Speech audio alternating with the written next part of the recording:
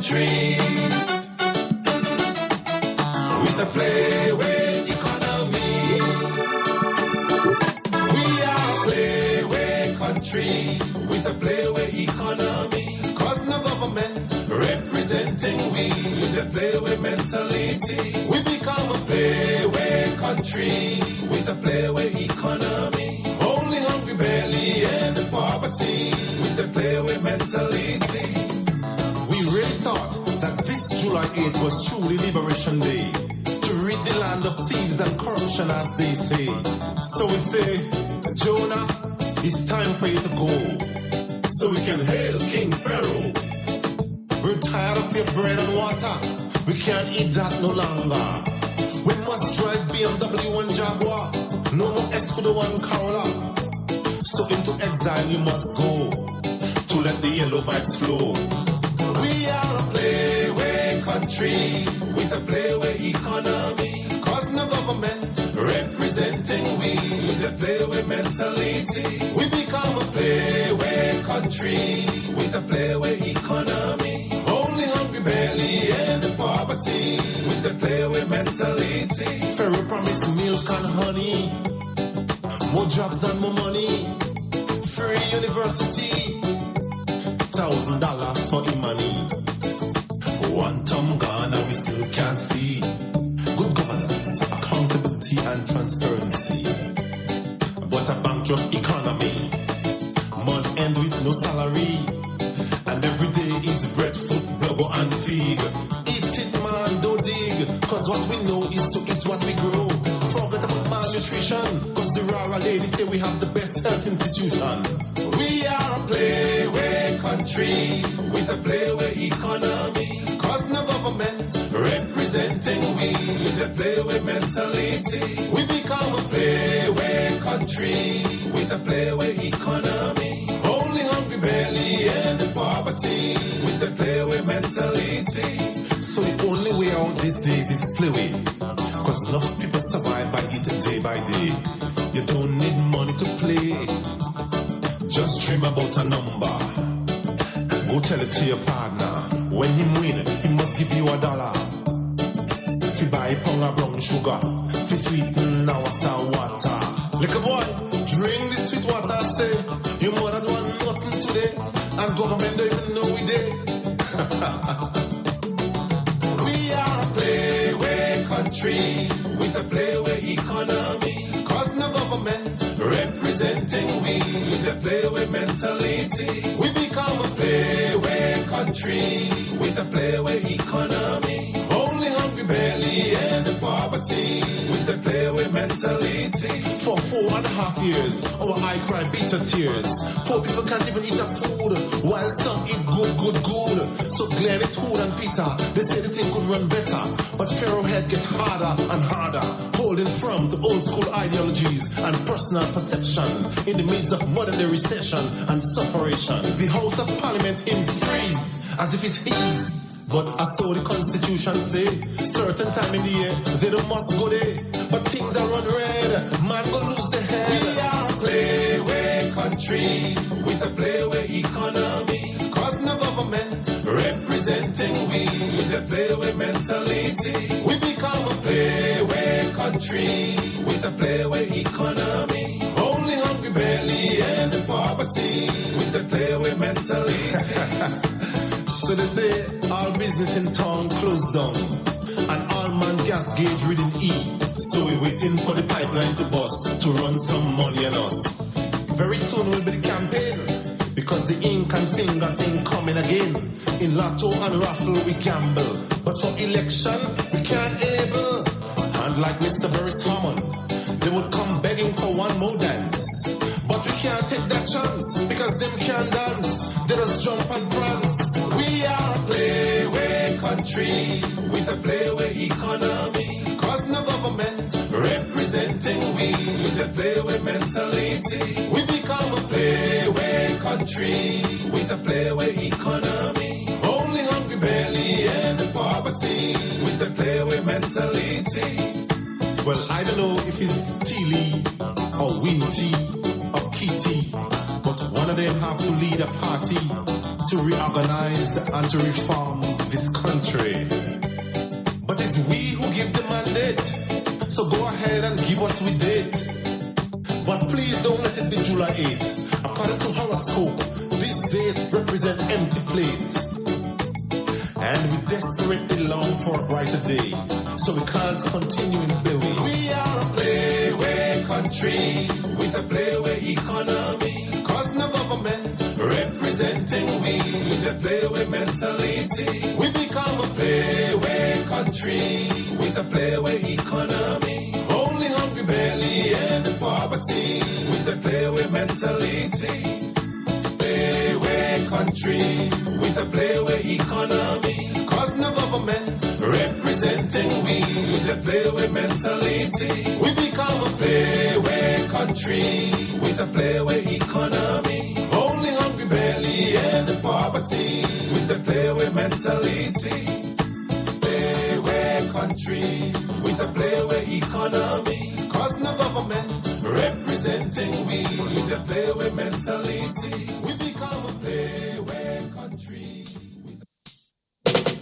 Let the dollar come down to meet the man on the ground. Him now face, him now and no from. Let the dollar come down to the unfortunate one. To beg no one, him not stretch no hands. Pockets are empty, the economy has plenty. Poverty is a shame and that's no gain. The treasury in surplus, but the people in minus. Man a ball and hold them head cause them are counting red. Stuck with minimum wage, we now move to higher stage. Poverty is a crime, so who's doing the prison time? More the people procreate, less dollar circulate. So send down the guns eye before it's too late. Let the dollar come down to meet the man on the ground. Him now face, him now and no from. Let the dollar come down to the unfortunate one. To beg no one, him not stretch. So them say we were born poor, should live poor, and die poor.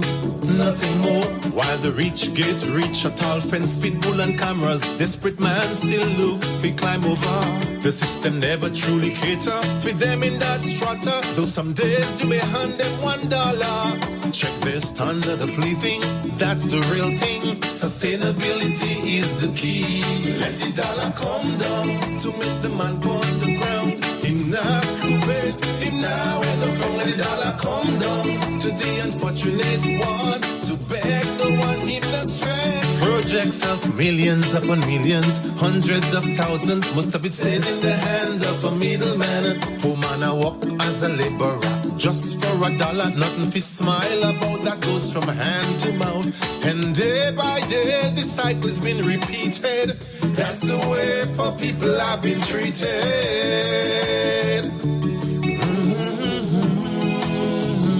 So let the money come down to meet the man on the ground. Him now face, him now and no from. Let the money come down to the unfortunate one. To beg no one, him not stretch. So let the money come down to meet the man on the ground. Him now face, him now and no from. Let the money come down to the unfortunate one. To beg no one, him not stretch. So let the money come down.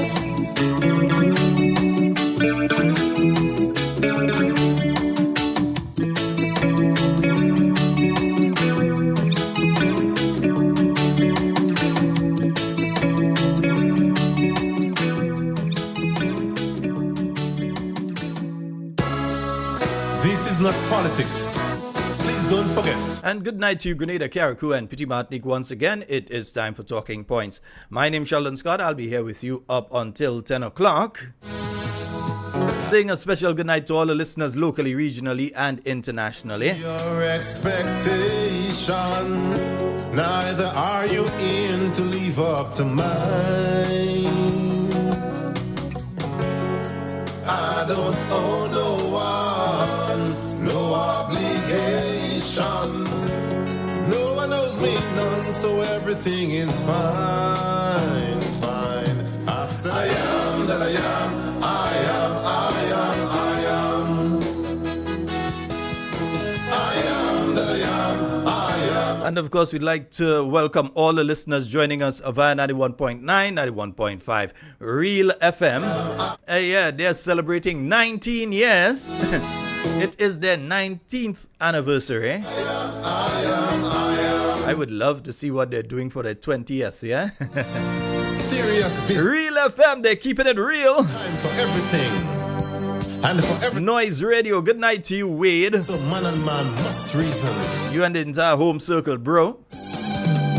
So I think it's prime time that we address some more issues. Simple information I will use. No rocket science. Zayla, Zalia, Zoe, good night to each of you. While I take it Neela, Namara, Deshaun, good night. promises, we won't stay at ease. That's the way it is. We've Yeah, I'm hitting it early, you know? still strain, but you now refrain. You now refrain. I remember you say Liberation Day, and I ask, you sure? Yeah, the campaign promises, eh? And deception is a powerful. For those of you listening on 91.9, 91.5, there's some stuff we went over last night. We're going to go over tonight again because we realize that you all did not have the opportunity to hear us last night due to no fault of real 91.9, 91.5 FM. Refrain. But we had a slight issue in studio, an issue that is not reoccurring tonight. Although I realize the video giving a little problems in and between due to the update, but yeah, we could sort that out. Don't worry. Get yellow, and so says So 11. in case it's stalled at any time, don't worry. We've got you covered. Yeah. Promises, we won't stay at ease. That's the way it is. We've waited in vain, hoping you'll ease the strain, but you now refrain. You now refrain. Old school parables say you know what you have, but you don't know what you go get. So cherish what you have to diminish regret. But what on earth lasts forever? Not even things created by the great Jehovah. So the green grass ceased to grow to allow the yellow vibes to flow. But boy, one song I sing, one bell I ring. If we didn't know, we never know yellow would have treat us so. When you trick us with campaign promises, we won't stay at ease. That's the way it is. Yeah, just making sure friends remember to like and share the live. Now refrain. They began with the blame game, giving Let me see us hit that 100, yeah? administration. Yeah, we'll need to make sure we hitting over 100 every night, right? So let me see you all hit the like button. Chief of corruption. And also, if it is possible, kindly remember to share. Yeah. Your attention. Sharing is caring. Economic recession, the cause of poverty in the land. Economic recession, no employment for the ordinary man. When you trick us with campaign promises, we won't stay at ease. That's the way it is. We've waited. For those of you under the Facebook, let me see Charmaine, Norman, Edlin, June, Joan, Christelle, good night, girl. Kingsley, McLean, Leslie, Red Girl, Davis, Sunny Isle, adorable Kathy Levine. Good night to you, cuz. Let me see, Dennis and Anne. Who else is there? Cicely, Langdon, good night. Nakisha, Cleaver, Dana Romney, good night. Kimlin Alad, good night to you. Leroy St. Paul, good night to all of you. Rita, and I see Willan, I see Claude, let me see Leroy. All of you joining us under the live. I say a special good night to you. Let me see who's under the YouTube quickly. I'm seeing Marilyn, Denise, Maria, Mayana, Teddy Bear, good night. Wendy, I see Kim, Jocelyn, all right. Erlin, good night to you. Wilma, good night to you. Kathleen and Velma. Casimir, Pastor, good night to you. Eliza, Cynthia, Dolores, Jenny, Amanda, Charmaine, Dominic. Yeah, watch all of you. Jacinta, Oswald, Janice, Anastasia, Jillian, Jill. I see your people today, huh? Jill Williams. I see your people today. Nice. Marilyn, Agnes, hey, Jenna, good night. Yeah, see you today. Jenna, good night to you, idea. Nice, right? Alan, Jacketman, Jen, Harrow, Yolan, Alcy, Shenron, Hermina, Cindy, Dominic, Ann, Jacinta, Jackie, Gemma, Listra, right? Hillary, Veronica. Wait, it's sounding like if I'm calling the same person twice. No, some of them is different people. It's just same first name. Wilfred, Maud, Phyllis, Alban, Sherma. Good night to you, Faithlin. Matthew Boyne, good night.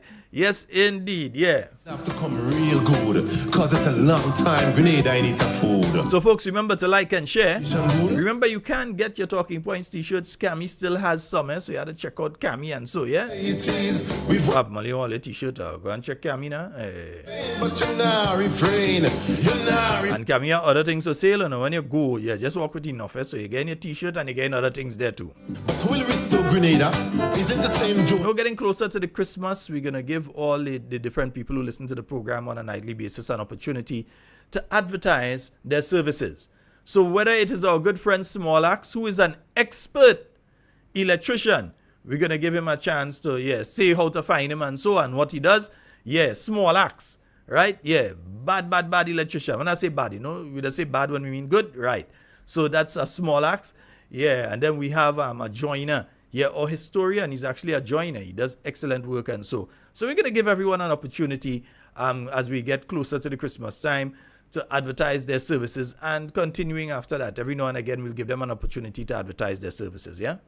So 440-7377, that's 440-7377. That is the number you can call if you would like to get into the program tonight. 347-329-3101. We've waited in vain, hoping you'll ease the strain, but you're not refrain. You're not refrain. Yellow all the way is what everybody say.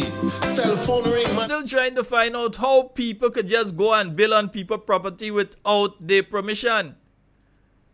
Minister Ron Redhead, maybe you could tell me how that one is possible, because you see, I think sometimes people get into a position of power and they tend to think that that position of power allows them overreach, that they can do anything and that there are no consequences to their actions.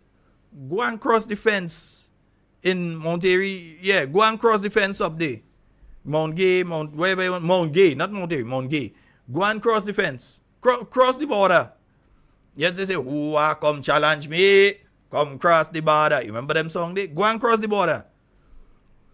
Because I'm still trying to understand how owners of property are passing by and see construction that they did not authorize, they don't know anything about, taking place on their property. So they just see things going up. They ask the contractor, well, who gave you permission? The minister. Well, how the minister could give you permission? This is my property. Yeah? Contractor goes to the minister say, don't worry them. Go ahead, continue the construction. As if it's their property. Yeah? Go ahead, continue the construction. Contractor continues the construction. The owner of the property goes to senior people within the government. They speak to them. Those senior people say, speak to physical planning and so in relation to that man. And see if you could speak to physical planning. No plan has been approved by the physical planning unit for the construction of said bus stop. None. A bus stop on somebody's property, not government property. So no plan has been approved. Yet still, you go ahead and you build in. And then, when the owner is trying to find the MP, when the owner takes the opportunity to say, well, okay, let's try and at least see if we could get some sense of this thing, and tries to speak to the MP, they can't find the MP. For over 6 weeks or more, you can't find the MP. You're trying to call them. And if the owner of the property going through that, I could very well imagine what some of the people within that constituency are going through. Until the owner has to block off the property and then put on that sign to say trespassers, private property. So they block off the property. They had to put up a fence to block their property from entry into their property and say trespassers will be prosecuted by the full extent of the law by owner. And they put up a copy of what their deed looks like. I mean, you can't write this thing for a movie. You can't write that. That's the sort of thing that we have taking place where people just feel that they're in charge in this place and they can do as they want without any consequences. That's how they believe, that they can just go ahead and do things. Don't study that man. We say that is he land? Boy, we in charge, boy. We in government. Just go ahead and put that there. Well, you learn. Cross the border. Yeah, all is so bad. Cross the border. Nice? Yeah, cross the border. Waited in vain, hoping you'll ease the strain, but you now refrain. Old school parables say you know what you have, but you don't know what you go get. So cherish what you have to diminish regret. But what on earth lasts forever? Not even things created by the great Jehovah. So the green grass ceased to grow to allow the yellow vibes to flow. But boy, one song I sing, one bell I ring. If we didn't know, we never know yellow. So you go and putting up fence. You go putting up bus shed. Yeah? They've spoken to the other people who were attempting to occupy part of the property, and they were speaking to them and telling them, listen, you have to move that, you can't leave that there, and so on. So they had to go to the extreme now. So we now have a bus stop, yeah, partially completed and fenced. You have a fenced-in bus stop. So the bus stop is well fenced. I know how people are going to utilize that. But you have a nice bus stop, well fenced. And all because people just think that they could do what they want. They don't have to talk to nobody. They could just go ahead. They're in charge. So they just go ahead and do as they feel when it comes to people property. Yeah? Go on the bus stop. Yeah, go ahead. Cross the border. Yeah? 4407377. Refrain. All your projects As I've said, Real FM, they're celebrating their 19th anniversary. Yeah, seeing several bits and pieces coming out from them today. Never mind. Only projects in pipeline. No water. Good night to you, Andre Donald. When will they start? Please answer that. Oh, soon. Maybe by the next full moon. Although things are... You know, a strange thing though, this year, I think we've seen more people have died by the gun this year than we've ever seen since the year 1983. No, seriously. Yeah? In 2023, here in the state of Grenada, we've seen more people die by the gun and more people injured by the gun than we have seen since the year 1983. And in 1983, we had two major events that caused a lot of people to get killed and shot and so on. Because we're speaking about, yeah, October 19th, the massacre on the fort, followed by the U.S. invasion. That's the last time it had that amount of bullet fly here in the state of Grenada. But right now, I kind of lose count of how many people have been shot and killed. I think the last one that was shot and killed was the guy up there in Beaton, who was shot 3 times. So there's that individual that was shot and killed in Beaton. They found him a day or two later, shot and killed in Beaton. Then there's been 2 shootings within the last, over the weekend, there have been 2 shootings, one in St. Andrew and one in St. George. But there have been 2 shootings over the weekend where individuals have been injured, but have not been killed, but they've been injured. Yeah? And it says to me that there is a serious need to address a problem here. But then the approach of the present administration is that they are looking at legislation and they are looking at ways and means of restricting businessmen and other people who may be licensed firearm holders from being able to obtain a licensed firearm. Now, pray tell, you have illegal firearms flowing into the country. Because all of these killings you're hearing there, not one of them, as far as we know, took place with a licensed firearm. Every one of them have been with illegal firearms flowing into the country.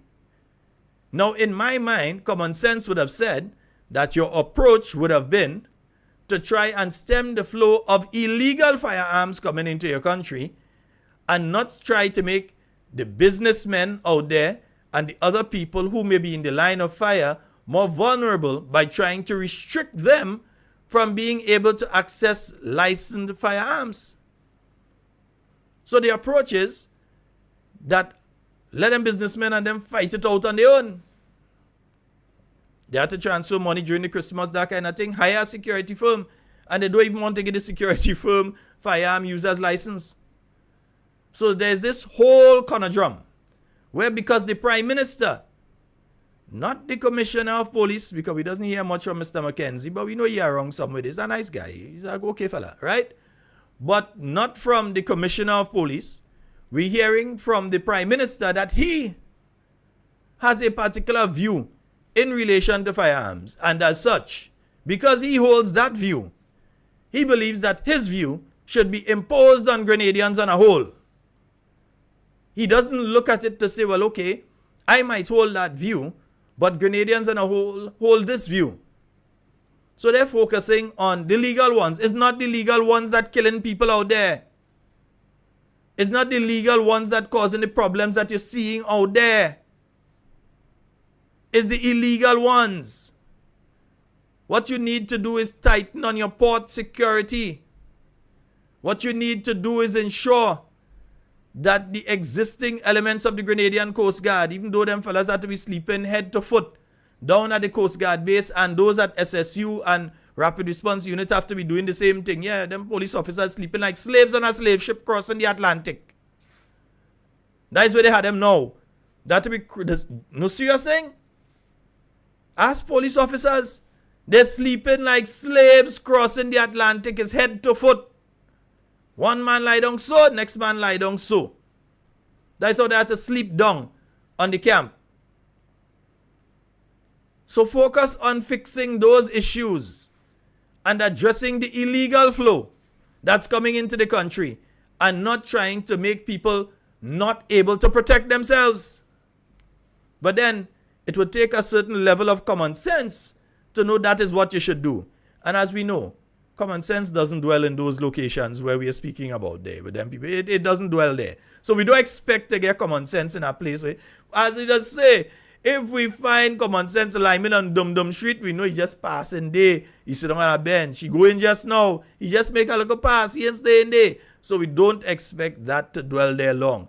But the focus instead, you really think increasing the charges, or the amount of years that somebody had to spend in jail, or the amount of money they have to spend in jail, have to spend and so on, as charges in relation to firearm is going to make any difference? These people are criminals who are those illegal things. They don't care. The mere fact that they're getting involved in that and they have these things means that they do not care about the consequences. It could be 4 years, 5 years, or 20 years. They don't care. They don't care.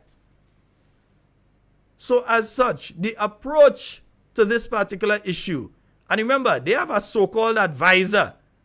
I know, worst commissioner of police in the history of Grenada. You take him and you make him advisor in the Ministry of National Security. That man should be sitting home twiddling his thumbs. I ain't care, I ain't afraid none of them. He should be home twiddling his thumbs. The worst commissioner of police ever in the history of Grenada. And we're getting a lot of worse at this period, eh? A lot of worse. Because that's the worst we ever seen in our parliament is right now.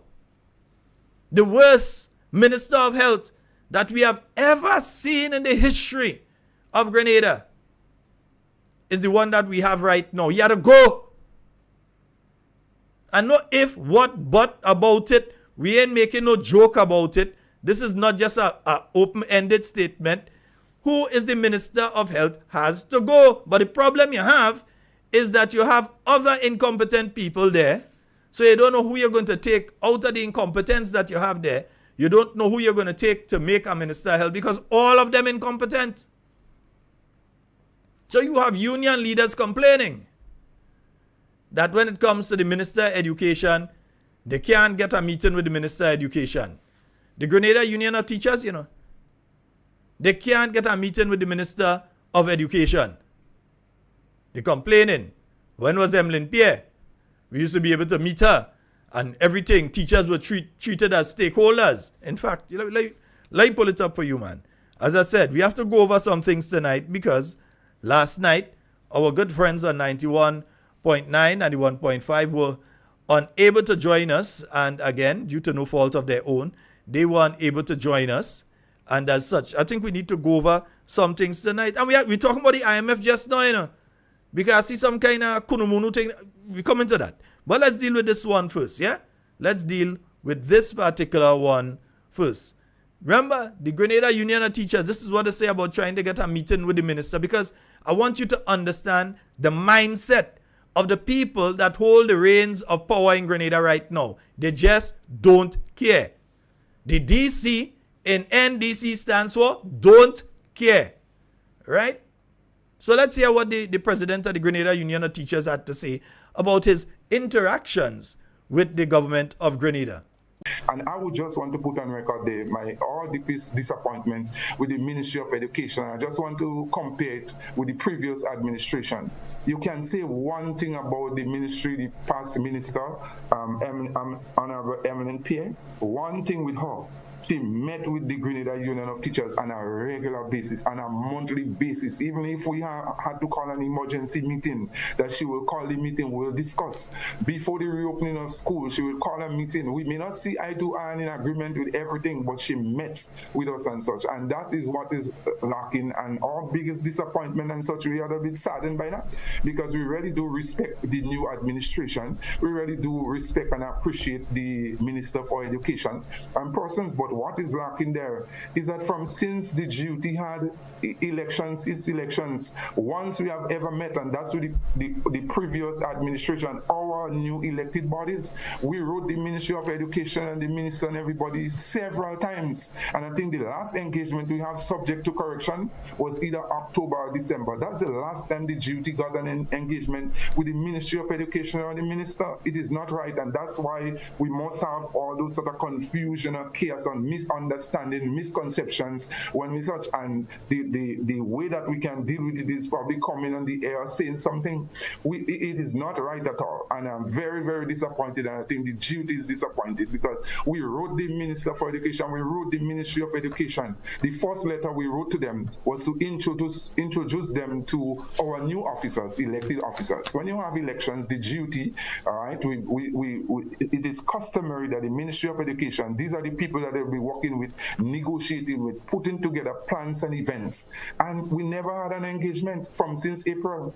We wrote back another letter again, we keep calling and everything, and that never happened. And I could say we are disappointed. We are really, really, really, really disappointed. So we're asking we don't know the plans of the Ministry of Education for this year's school year as yet. I mean, they may have sent it to principals, they may have sent it to other persons in school, but they have not really sat down with the Grenada Union of Teachers and discuss events and plans for the year and see if we can trash out differences and all those things. So we're not bashing them, but what we want to see, we want to have a good relationship, an excellent relationship. We may not see eye to eye in everything. We may not agree on everything. We know that there will be differences in any organization, in every institution. But we are calling on the Ministry of Education to do better than that and to dialogue with us, to meet with us. Let us plan, let us trash out our differences, hear the grievances, the cries of the teachers, the issues, and let us commend you and appreciate you for the good works that you have been doing in so far with the pension, with paying some of the benefits to our members and to those things. Yes, we deal with that and we balance the equation. But we put in on record here our biggest disappointment, only one engagement we had since the new administration came into power and such, and one meeting we had with the Ministry of Education as a union, and that is not good enough. And that didn't also happen with the previous Minister for Education. She met all the time. So yes, folks. So that was the Grenada Union of Teachers complaining that they have been unable to get a meeting with the Minister of Education. I don't know if since then, that was a little earlier in the year, I don't know if since then the situation has changed and they're now getting the meeting and so on. But what I can tell you is that now we're hearing the same story coming from within the Grenada Public Workers Union. So let's hear, because you have to understand the mindset of the cabinet. There's a particular mindset that is there when it comes to the cabinet. So let's hear the president of the Grenada. Well, before we do that, let's take this call. Hello, good night. Hi, good night. Hi, good night. Good night, sir. I have been listening to your program for quite a while. I'm calling from Trinidad. All right, thank you. Yeah, and well, first of all, let me take the time to comment you on a very documented, a very intelligent, very expressive program that you have been carrying on and informative to the people of your nation. I was just listening to the topic that you were discussing with regards to the businessmen in your country not being allowed to carry and acquire legal firearms. Well, not only businessmen, And every- nobody. Yeah, But specific the thing businessmen, about this is that we are having a same similar problem in Trinidad. Identical problem.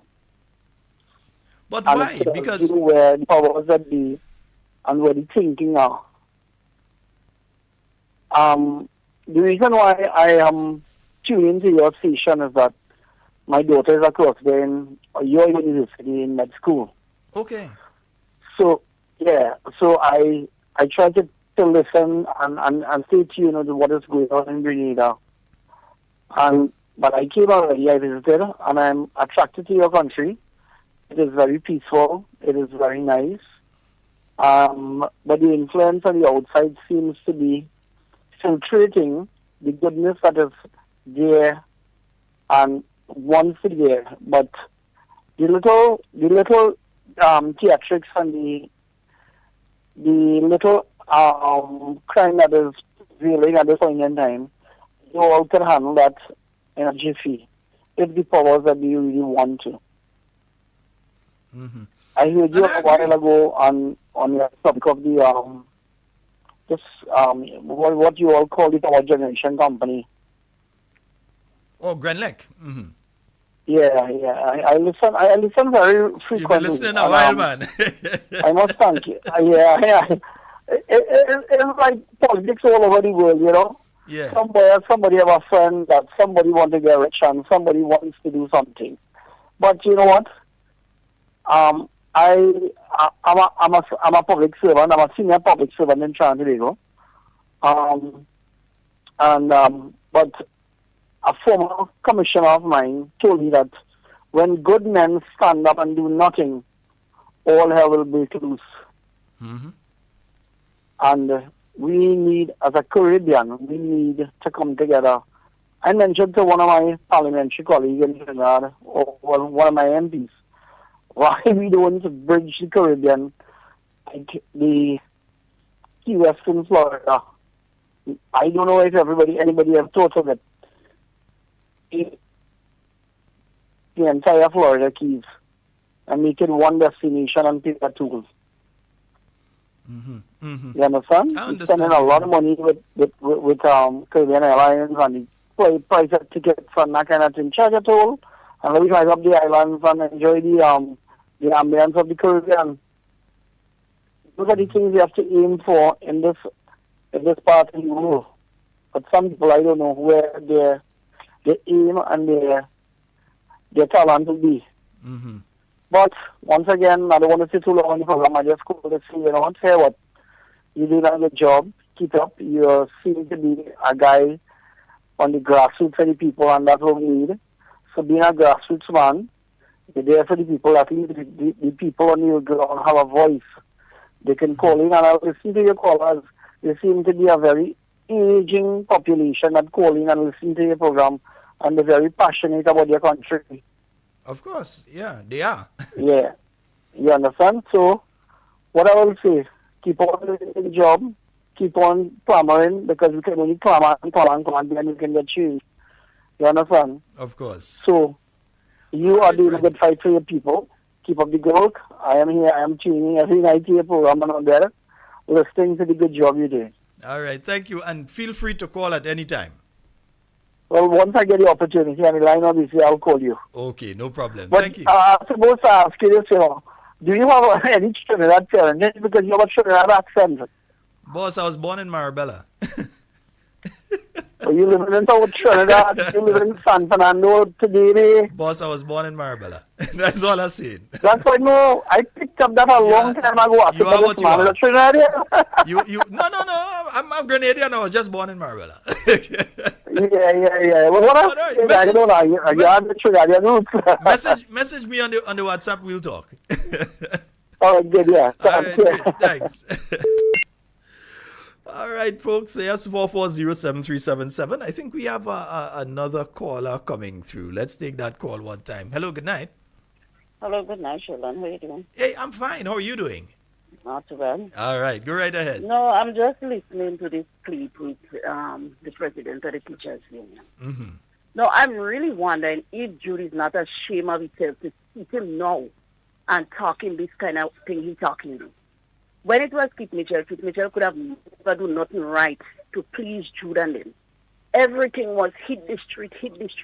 Jude, you sound so hypocrite. I don't why you don't encourage the teachers and encourage whoever it is now to hit the streets. You sound so hypocrite. You're blasting them on one end and the next end you're pretending that you're praising them. You get paid to do what you want to do, Jude. You whole foot, Jude. You have to stop that. Well, it does come with some terminology there that has cracked me up, you know. Hello? Oh, God, Nicola, God, does come with some kind of terminology that has cracked me up. But here's what, that was the president of the Teachers Union a couple months ago.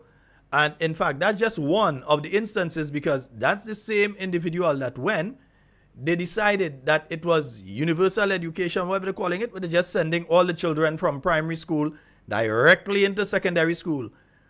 They did not discuss that with the Grenada Union of Teachers.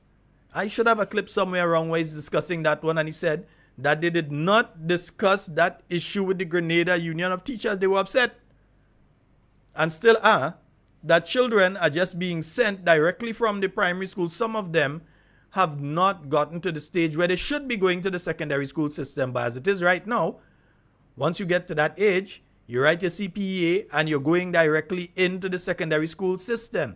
Now, this is something that was done before, as we are on education. This is something that was done before. During the period 2008 to 2013, when an individual who I believe is now the advisor to the Ministry of Education, who was then the Minister of Education, when they made that decision, and when you went to the schools, when we got into office in 2013, and you went to the schools, and you went around, the teachers were telling you that that was one of the worst decisions that was made by that administration. Okay, lost that caller. That was one of the worst because what you had were children who could not read properly, who did not have basic mathematical skills, who did not even have basic social skills, but somehow had found themselves into the secondary school system. And they were the ones given the most trouble in the secondary school system. They were the ones causing the most problems within the educational system at that point in time. But let's hear the president of the Public Workers Union. I wonder if he does get to meet with ministers and so on. Let's hear what he had to say. From you, tell me, has the union has had a chance to meet with the Minister of Health yet? The Minister of Health, my good friend, my good friend, Minister Jonathan Lacrette. If I happen to bounce him up, our interactions, he's always busy running. It's very cordial, very respectful. But sadly, the union has not gotten that opportunity to sit with Minister Lacrette for the whole year and a half he has been the minister. And recently we had a protest action for community mental health workers. Hats off to the workers, but also to the ministry, the PS, Ms. Jeremiah, even Minister Lacrette, just the Ministry of Health in terms of resolving that particular issue. But even before that, we seek an audience with the minister. We did not get the opportunity. During that period, we seeked an audience, and to this day, we have not had that sit down with Minister Lacrette. What were some of the reasons stated for not being available for us? The reason stated that we heard it from the PS is that the minister is the policy maker, and the administrative aspects the PS handle that, so they can speak on administrative issues. So we have to take that. It's unusual because the truth is the union is an important stakeholder in this country. Pre-election, the union was viewed as an important stakeholder because we represent a bargaining unit that has to go to the polls and make decisions based on the policy, the intended policy of a potential government. And so when you're in there, it is important that you sit and speak, because the issues of the past may not be the issues of the present, and we as union leaders, we speak for hundreds of thousands of workers. So I would think respectfully that any minister, if the union calls upon them, would come and listen to what a union leader has to say, not because it's Brian Grimes, because I am just the current holder of the post, but the principle of sitting with whoever is the executive or the president is critically important. So I think a minister would recognize it, but everyone has a different way of doing things. Let us see if that brings success or failure going forward. So yes, folks. So you've heard from the president of the Grenada Union of Teachers, the representative of all the teachers in Grenada. You've now heard from the Public Workers Union representative about how the different ministers are treating them. And these are problems they didn't have before, because I'm sure Mr. Brian Grimes could have found Mr. Nicholas Steele. I'm sure that before that he could have found Dr. Clarice Modest. I'm sure they made themselves available. And then for a PS to be saying that, look, come and meet with me instead of meeting with the minister, is absolute unequivocal nonsense and needs not to be accepted. The minister is the one that sits within the political organization that holds the reins of power. They have their particular policy direction that they would like to take the country. One government may say, one political party may say, this is the direction we're going. Another political party may say, that is the direction we're going. So they are the ones that would then speak to their PS and pass down to their PS what the particular direction that the government and the cabinet, the party and the cabinet is going. Yeah? The PS does not sit in cabinet. The PS is out of order. Love you, but the PS is out of order. To tell the union that we go meet with you, you do have to meet with the minister. Why are they trying to protect the minister? Why are they trying to shade? What, they find he too dunce to be able to speak with the union? They find the union might learn too much in speaking with him? Why are they trying to shade? We have a caller online. Good night. Good night, Mr. Scott. Hey, how you doing? Yes, Mr. Scott. I have said just what is being said there earlier on, and I'm saying it again. And the lady who spoke to you just now and said about the hypocriteness of the union, I support that. The unions are playing games. Well, you know I just called Jude Judas. The unions are hypocrites. Union leaders are hypocrites. They are playing political games. Right? No, but that's political game, you know? And as long as it continue, we will see betterment in it. Because that is what they out for, a political game. You know? The Prime Minister said, when they fired the people in Carriacou, the Prime Minister said, at 2 or 3 persons, and if they don't like it, they could go to the court. And I that is one of the words that I hate to hear from the Prime Minister. A Prime Minister advising workers to go to court, take a matter to the court, the Prime Minister. But that's not the only instance, Cliff. There was also the instance of the individuals who have worked under the Faith program. Nearly every time I step into St. George, I meet one person or a different person that have worked within the Faith program. The Prime Minister stated directly, they ain't paying them. They ain't care, they're not paying them. Let them, whoever it is, find money and pay them. when the state of Grenada is supposed to pay the company to pay these workers. And his end response in relation to that was the same. They could take it to court if they so desire. The same Prime Minister talking about take it to court was the same one who did not wait for the judgment in relation to the issue between the GUT and government of Grenada and paid the teachers. He didn't wait for the judgment and the GUT lost. Yet still they had already been paid. So he can't, look, he refused to go to court in relation to the issue of the multi-million dollar property down there in Grenada. We won't get anywhere serious. Oh boy, I'm telling you, it's not an easy thing when you have this sort of hypocrisy taking place. Because the unions are aware of what they are doing. It's just a whole mark of hypocrisy. The union are aware. The union leaders are aware of what is being the game that is being played. One of the outspoken trade unionists was Mr. Mason, and we're not hearing him today. Although he say he resigned, but you should voice your opinion now. He may be building, man. He's a Mason, so he may be building something. Thank you. He's busy. Mason may be building something or the other, man. He may be busy at the point in time. That's why he can't talk. We've got a call online. Hello, good night. Hello. Okay, we lost that one. 440-7377 347-329-3101. Those are the numbers you can call to get onto the inside of tonight's program. Yeah, Miss may busy billing thing. Yes, Sandra, all of them get quiet. I said it before and I'll say it again. There are certain people in this country, certain people who dare not, when the government changes, as we know, we ain't guessing, we ain't thinking. We know for a fact that at the next general elections, the NDC will be out of office. These people better continue in their mute silence in relation to what is taking place in Grenada at this point in time. People like Sandra Ferguson, don't come to say nothing, no. Continue being silent. Continue having nothing to say. Continue.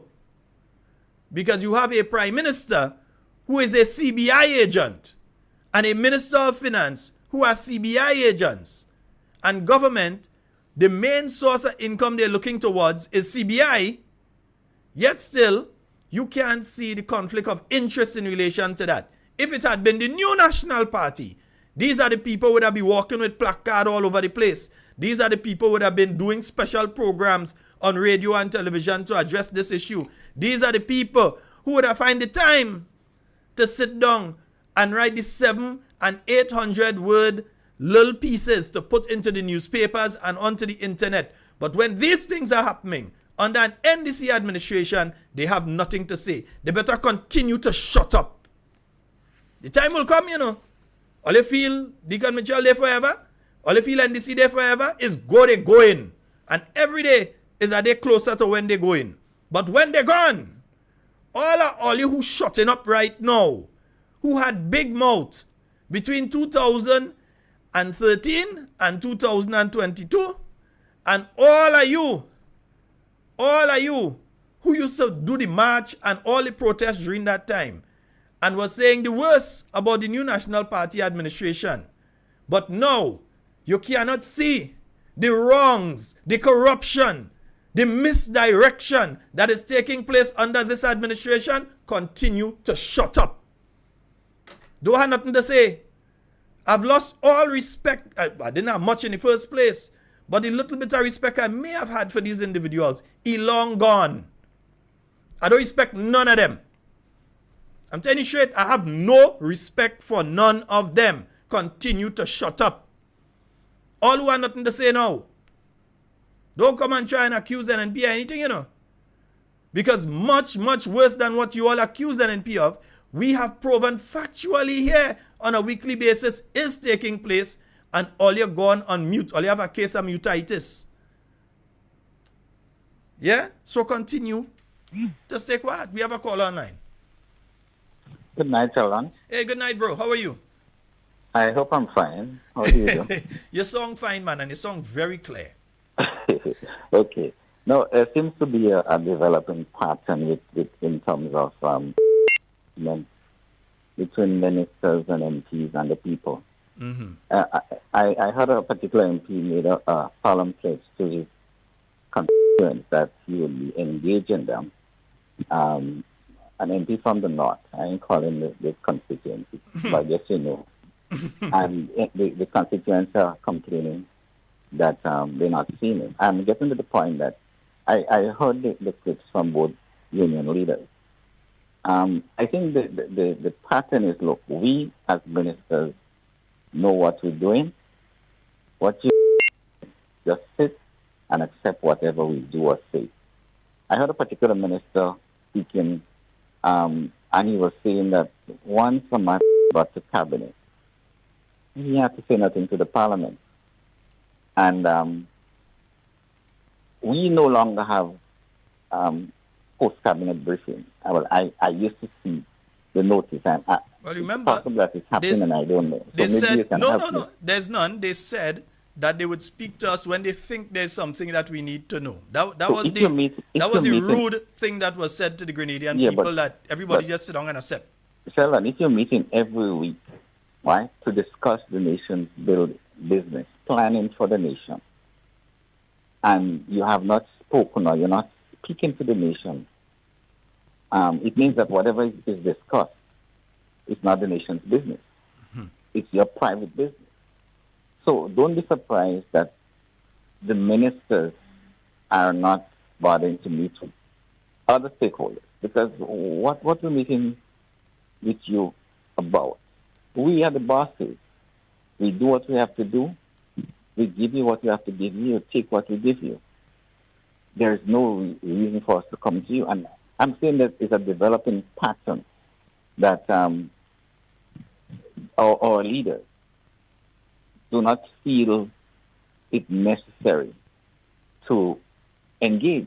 I heard the Minister of Health was speaking on a platform.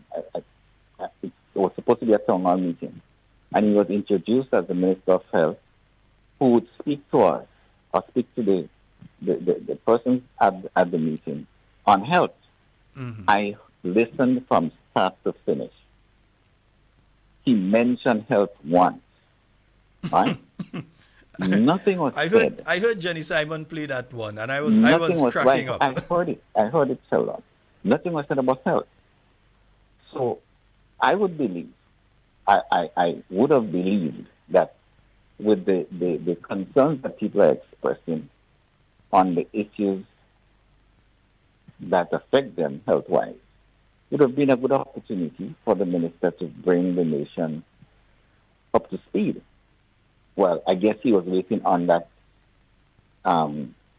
engagement, and that was had about 3 hours.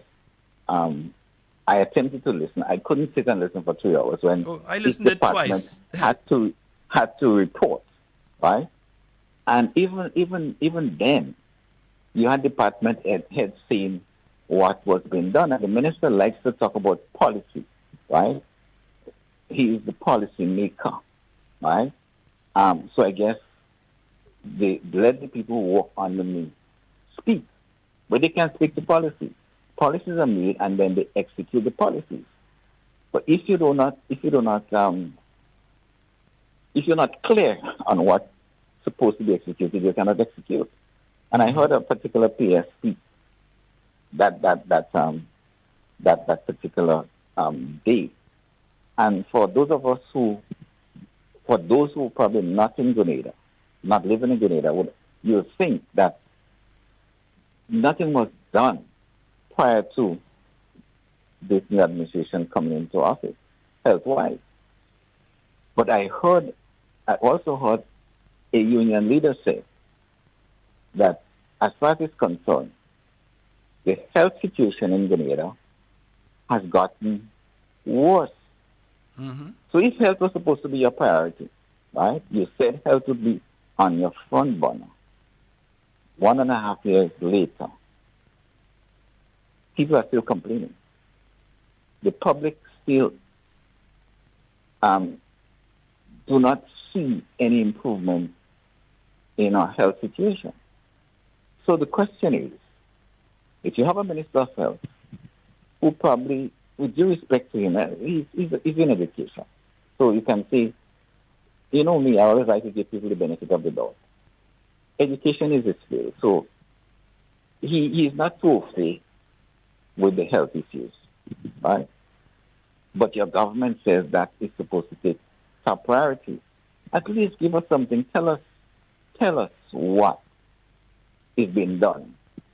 I'm not talking about taking pictures where you're going to build a hospital.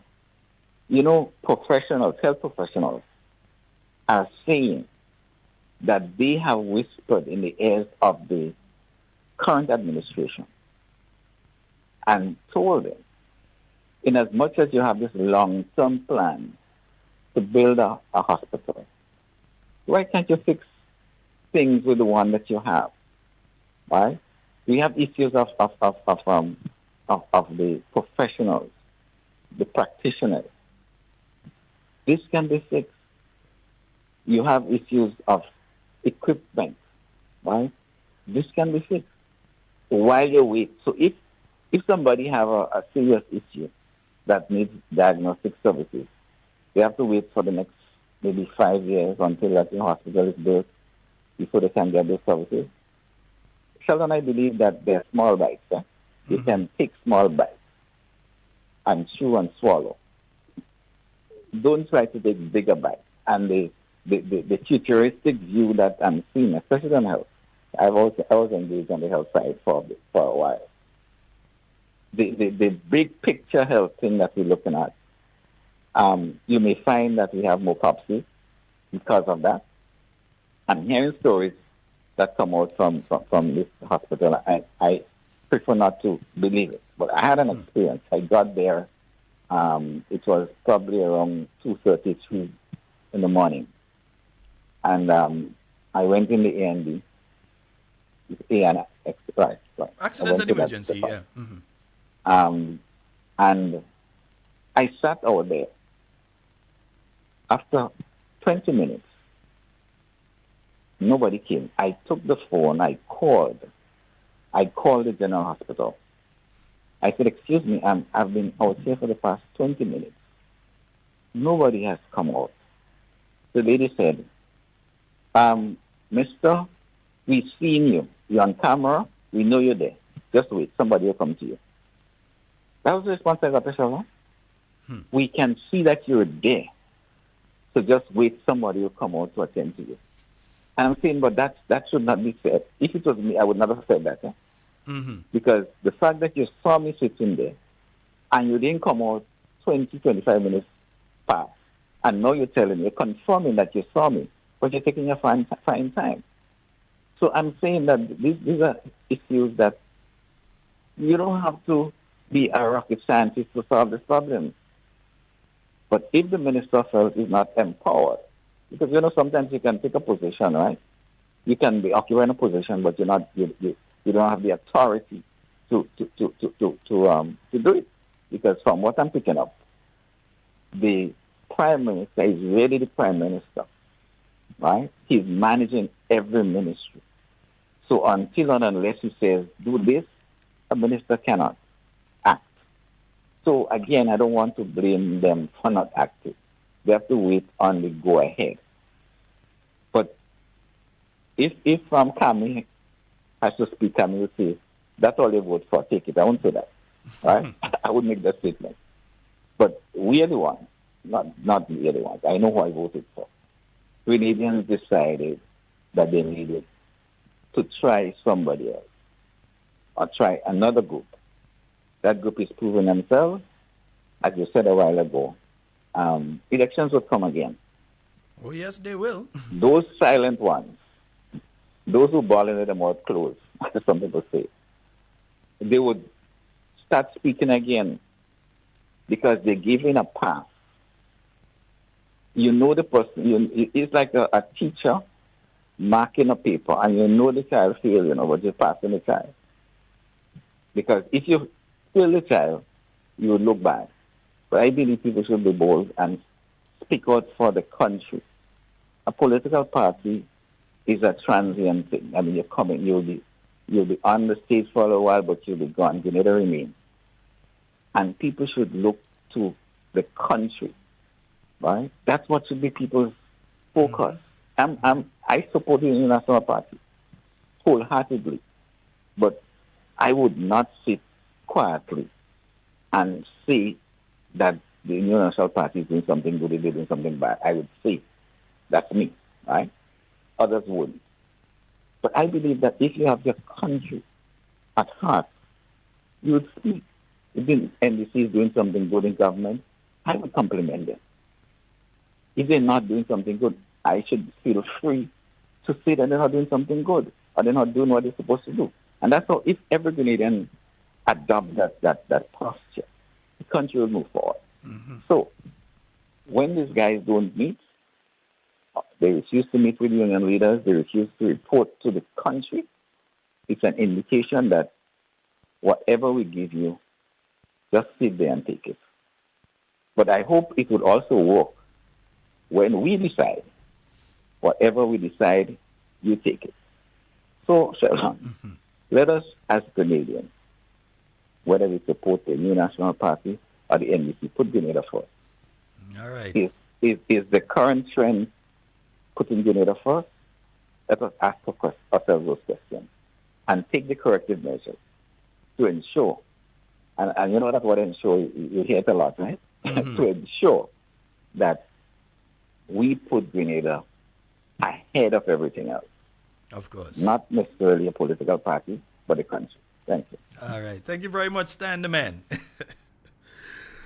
440-7377. That's the number for you to get on the insides. Now, 5 minutes after the of 9 o'clock. Yes, we're into our second hour of tonight's program.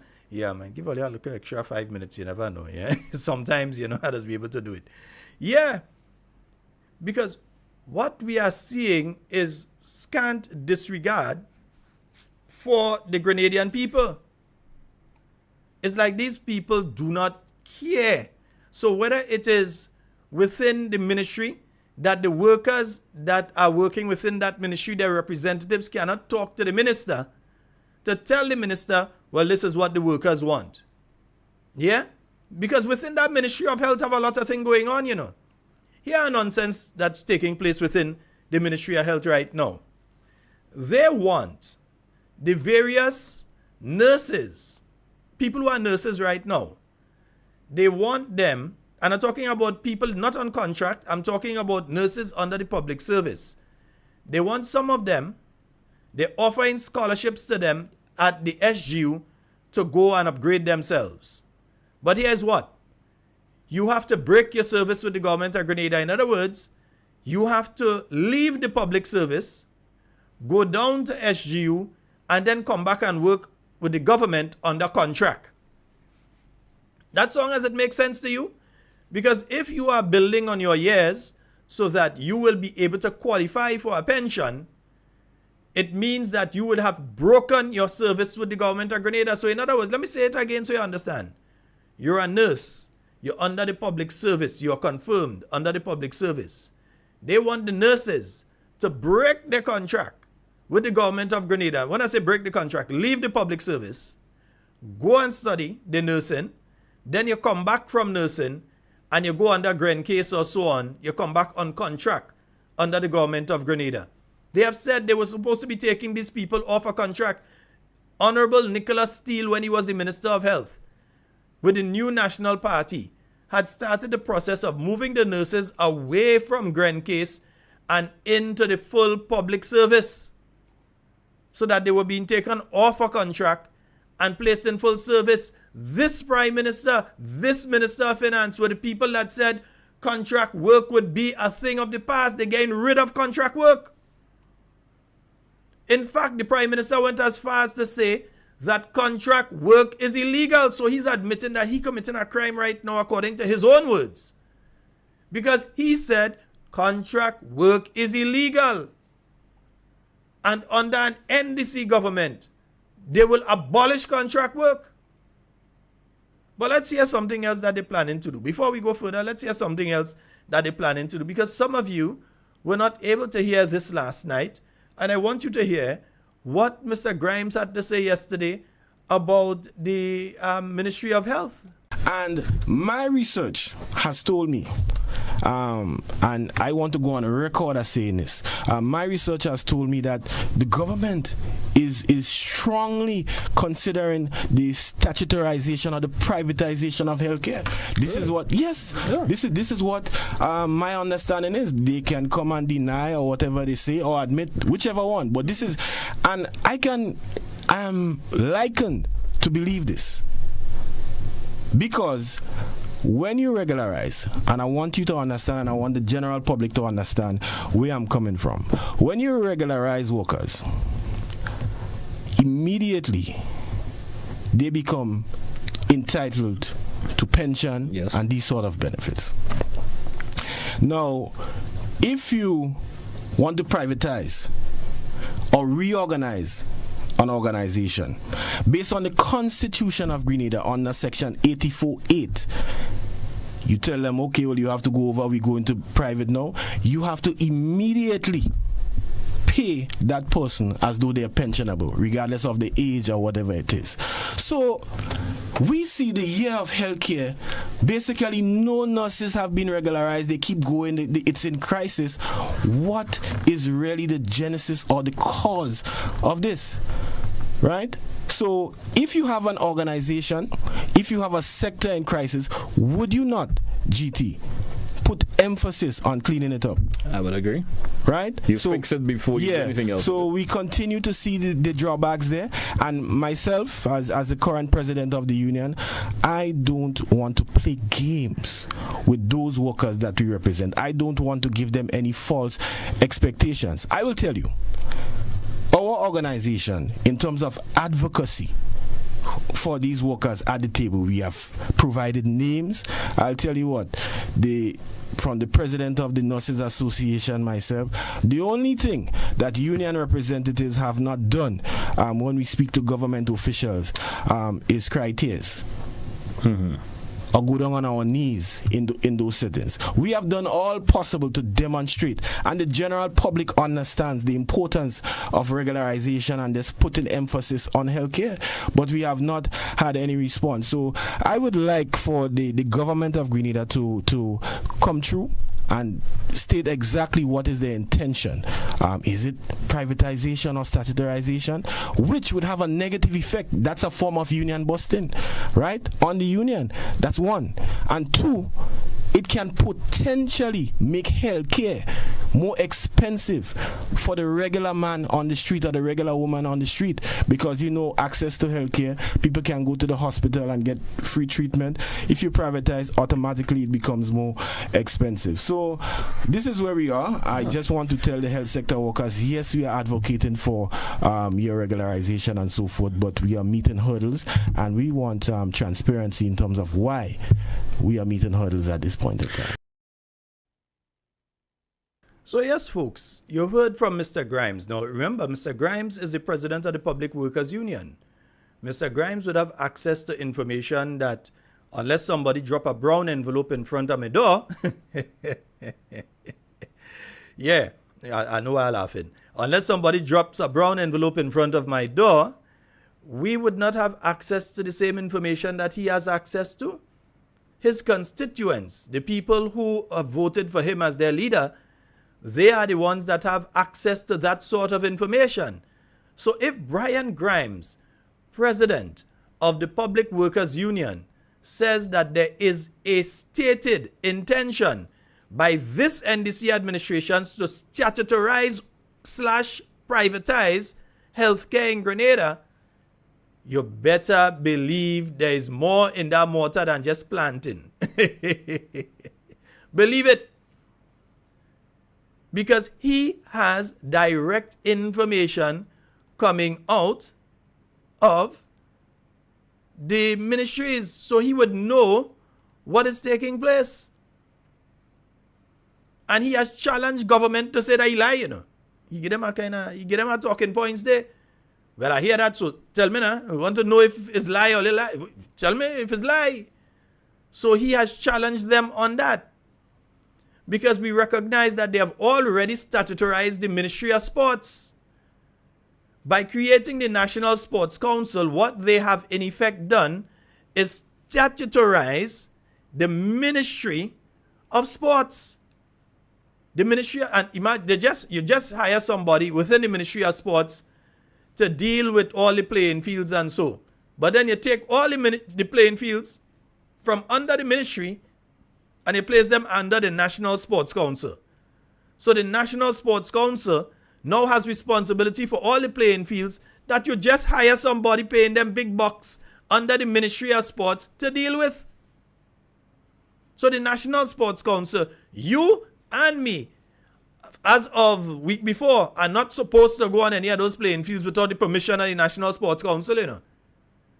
But in the same way that Lord Brownlow couldn't stop people from going on the beach, Deacon Mitchell and the NDC will not stop us from going on our playing fields. I ain't just joking, I tell them straight. In the same way Lord Brownlow, who old enough go know, and who young enough and hear the story go know, the same way Lord Brownlow couldn't stop us from going on the beach, is the same way Deacon Mitchell and the NDC will not stop us from going on our playing fields. And they do not have enough, as I said again, common sense does not reside there. Yeah? Common sense does not reside there.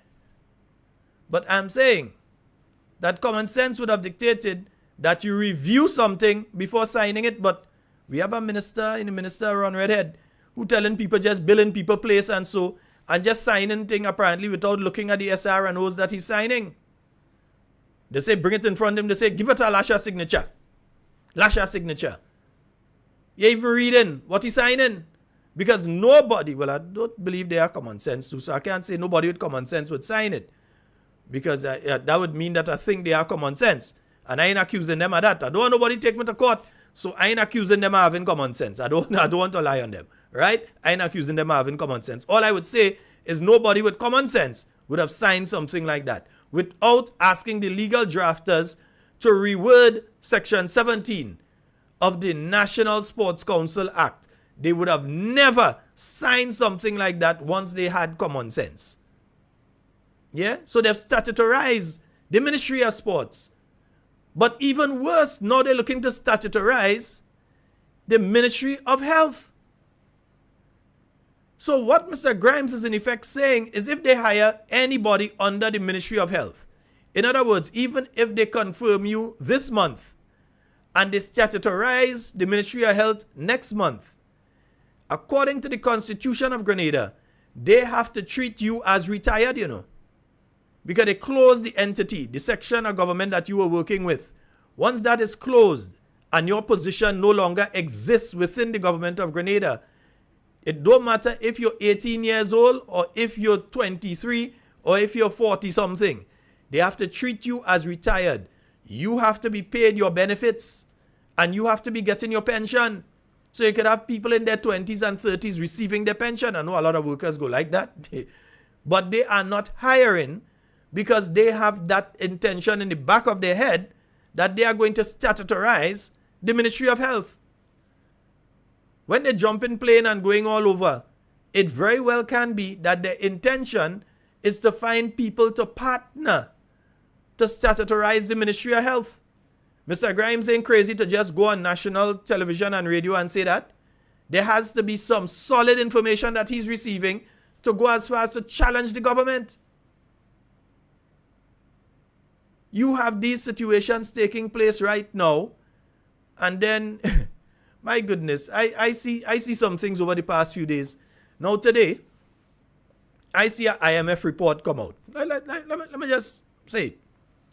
I see an IMF report come out. And all of the people within the ruling administration, they're sending the IMF report all over. Yes, IMF speaking in glowing terms of Grenada. Brothers and sisters, when the International Monetary Fund visits a country, it is standard, it is protocol, it is necessary, it is what they are supposed to do. They are supposed to meet with the government of Grenada, but they are also supposed to meet with the business sector, so the Grenada Chamber of Commerce. They would meet with them to find out how is business going. We're hearing one story from the government, but let's get another perspective on it, because the Chamber of Commerce are the people that actually own the businesses. So they would be able to say, hey, what you're hearing from government is nonsense. We are the business people and we know what is really taking place. The government can say what they want to look nice because they want a good IMF report because they're going into budget. They want to be able to say they do things. So they want a nice report to go into budget and say, wow, yes, everything nice in Grenada. So they will tell the IMF what the IMF wants to hear. So usually the IMF would meet with the Grenada Chamber of Commerce. Right? They would meet with the businessmen and the business association and so. The Employers Federation, those kind of people, they'd meet with them. They would meet with the trade union movement. Right?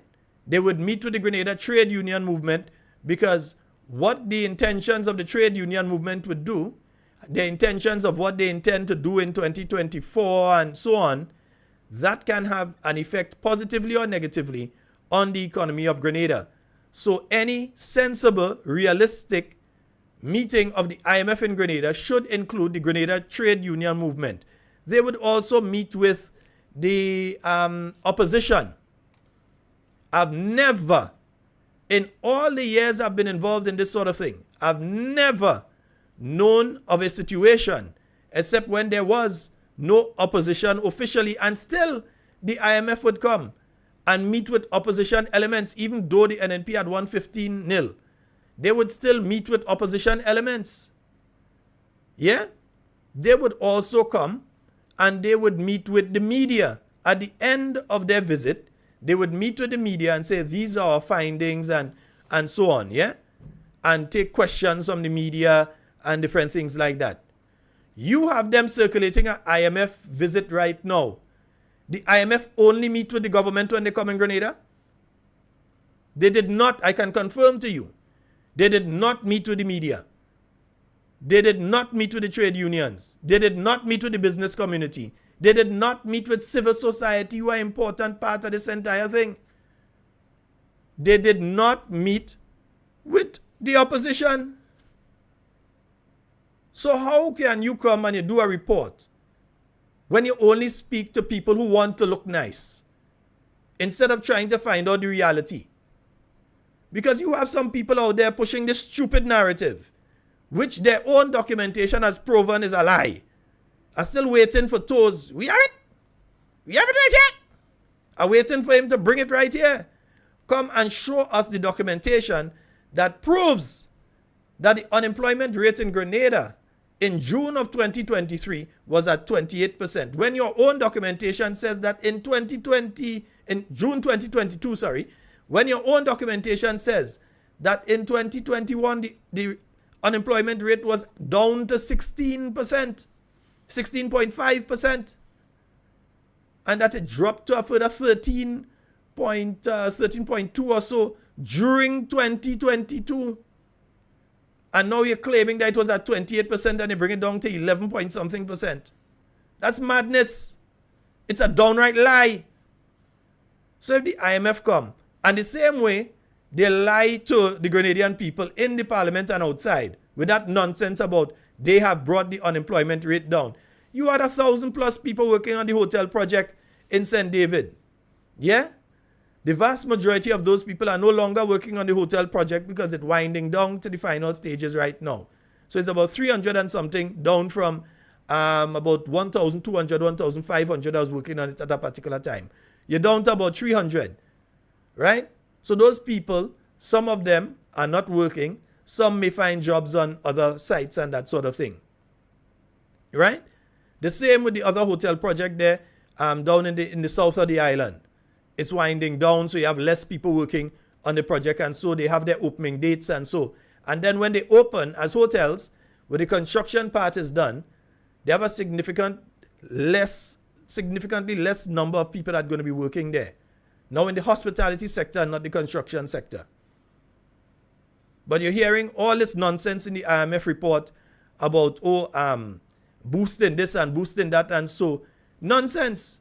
I'm calling the IMF out on this because it's obvious they did not meet with other sectors in Grenada. Yeah? If you go in a meeting of the NDC and you hold a poll in the meeting of the NDC. So NDC, let's say NDC has a rally in Camohon Park. And you go there and you walk around with a book and you're asking everybody within the NDC meeting, which is the best party to run Grenada, what answer you expect to get? So if the IMF come and they only meet with the government, what answers they expect to get? They expect that the response that they're giving there is reflective, truthfully reflective of the reality on the ground here in Grenada. You all seen business activity in the town of St. George? You all seen a boost in business activity? The tourist season just started. They're talking about increasing tourist arrivals. How you could talk about increasing tourist arrivals for 2023 when the tourist season just opened? Ships only start coming 2 weeks ago. So where the IMF get this nonsense from? What you're talking about earlier in the year? The numbers earlier in the year were better than the previous year because the previous year it was talking about COVID, so it must be better. That have nothing to do with the government of Grenada. You were still talking about cruise ships with COVID that was going around and all these things? No way. So last year you had 1 or 2. This year you would have a significant number more because we are past the hurdle of COVID-19. That had nothing to do with the NDC administration. So they're going on both. We have increase in tourist arrivals and increased flights into Grenada. Every year when the tourist season open, you have increased flights coming into Grenada. That is when you add on flights because people want to get from different places to the island. So airlines, when they realize people are searching for that, people are checking for that, they would add on additional flights. That has nothing to do with the government. Nothing to do with NDC government. I'm looking at the IMF report. They're speaking about CBI influx and so on. And that, how they put it? The near-term fiscal outlook has improved with recent strong revenue performance. This reflects the buoyant economic activity as well as a surge in government CBI, that's citizenship by investment, application and revenue, which is anticipated to normalize after the current backlog of CBI applications is cleared. Who do you think they're talking about the backlog? They're talking about all of the Russians that have their applications inside, and each week here in Grenada are being issued Grenadian citizenship and passports. Meanwhile, the United States watching at us with a cross eye, Canada watching at us under the nose, and the European Union giving us a cut eye too. Because they said we're not supposed to be doing that. But Grenada, the state of Grenada, is still taking applicants from Russia under the CBI program. Well, they didn't want the United States, not too bad. They are still taking applicants now. So you send out an IMF report and trying to make it look, the IMF meet with you, whatever here. You expect the present administration to say that the economy ain't doing well or to give you realistic information and so on. No, they're not going to do it. And they did not speak with the other sectors because this was not an Article 4 consultation. This was a staff visit. But they ought to have visited with other sectors. For whatever reason, I don't know, whatever reason, the IMF, and I never really heard that happening before, but it seems to have happened here in Grenada now, the IMF did not meet with other constituents here in Grenada to get a clear, overarching picture of the economic situation in our country. You come and you only meet with the government. So what do you expect? You expect government to tell you that they're failing? No, we have to tell you the real thing here. You go and check some of the people in town who sometimes don't even have the money to pay the bus to go home. Go and ask them if there's economic activity taking place. You go and ask some of the vendors that in the market square that when they bring down the goods, they can't even make enough money to pay a taxi to bring it back up. You go and ask them if economic activity is booming here in Grenada. Go and ask them that. You go and ask the average mother or father or family when they go into the supermarket and they know that they went there with $500 2 weeks ago and they were able to get a certain number of items. So they take the same items and they go to the cashier to realize that they have to leave off quarter of those items because the price has increased on them even during that 2 week period. Because by the time it takes you to change your mind, the price change on some of these items. And nothing is being done by the government to arrest that galloping inflation in relation to food prices and services that is taking place in Grenada. Instead, and let me tell you, because Dr. Mitchell mentioned it by hinting somewhere here, this government is about to raise their salary again. This administration, well, we know Andy need a look of 500 grand to pay by the end of the year. But still, this administration is about to raise their salary again. So come 2024, this government, remember, 9 years at NNP. NNP didn't go and raise government minister's salary. This administration come in and within the first 6 weeks, they make sure that they increase their monthly income by $2,000, $24,000 a year. And now they go in and increase it even more. It come in. And remember, they don't really care what you think. The bottom line is they know they're there. They plan to hold on for a full 5 years, but they intend at the end of that 5 years that all of them pockets go be fat. So they are about to increase their salaries again. I heard Dr. Mitchell mention that. I said, what Dr. Mitchell? Increase their own salary? What about the 150 they take from them poor people? No, they ain't studying that. The intention is to increase their salary. Yeah? So they want to make sure that they have more money. Yeah? Well, they didn't know that? No, that is what it coming. Where does the budget come in? You go here. Make sure you listen. Yeah? They are about to increase their salaries again. We told you that during the year. We told you that there was an intention that that would happen. We told you that there's a possibility that would happen. And it is coming. All of them. So imagine Lako. Wako Lako. The one who refuses to meet with the union, who has presided over the worst healthcare system we've ever seen in the state of Grenada. Yeah, the Americans was bombing and all kind of thing in 1983 and you had bullets firing and healthcare was still better than what them fellas doing there right now. Because you're going to Princess Alice and when you reach up there, you're meeting a sign, only emergencies. They only see in emergencies. Other people find your health center or something. You have a chop wound, they could stitch that up in the health center. You have a dressing, go in the health center. Well, you know, usually we go in the health center and get the dressing and thing done. But somebody bust your head or something, no, you don't scan for that. Go in the community health center. Yeah? They only deal with emergency. What is an emergency? Because a man with a bust head may have bleeding on the brain and die. That is why he's gone to the accident and emergency. And then you treat doctors and nurses with such scant courtesy because, remember, some of them having problems receiving their salaries. We heard that yesterday from Mr. Brian Grimes, that the people within the healthcare sector are having problems getting their salaries. And the contracted workers under the Public Workers Union have not been receiving the increase that was given earlier this year, you know.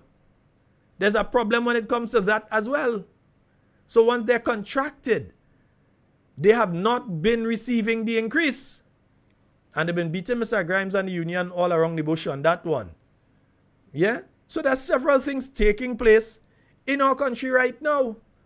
And instead of looking to address and solve those issues, this government studying to fill their pocket even more. So increase their salary. Forget them poor people. Forget them people and them who we take the 150 from.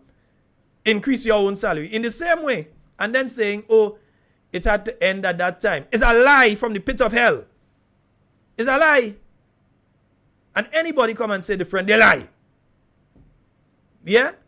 And what stopped them in the same way that they could have fined $2,000 to put on their own salary and about to find a couple thousand, not hundreds, you know, a couple thousand more to put on their salary on a monthly basis. You're telling me they couldn't find the access to put $150 back to the vulnerable people amongst us? The people who really need it? The people who can't move nothing below their neck. They can't move their hands. They have to use Pampers. They're in bed. The elderly people who due to diabetes or so on might be missing a leg. They can't move around as much. They're home. The people who are 100 and over, and we have quite a few of them. So you're telling me they couldn't find a mechanism to give back these people $150. Instead of that, they're giving themselves thousands of dollars on a monthly basis. And then the economy bright. Things bright. But yet still, every time you go to the supermarket, you're meeting a set of items up by the cashier. You know what those items are? That's people who bought those items before, thought they had enough money to pay for it, are unable to pay for these items and had to leave them at the counter. In certain supermarkets, you see they're calling one of the shelf people and them packing the shelves.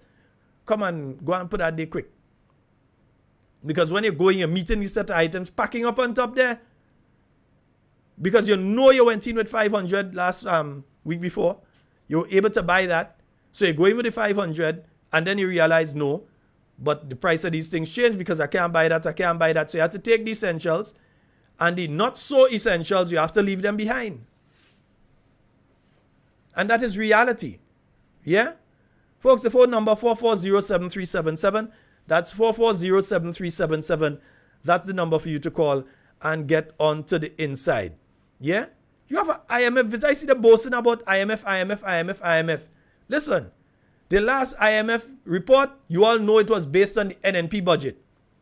When the Article 4 consultation takes place, we would see what the IMF thinks about the present budget that they are doing.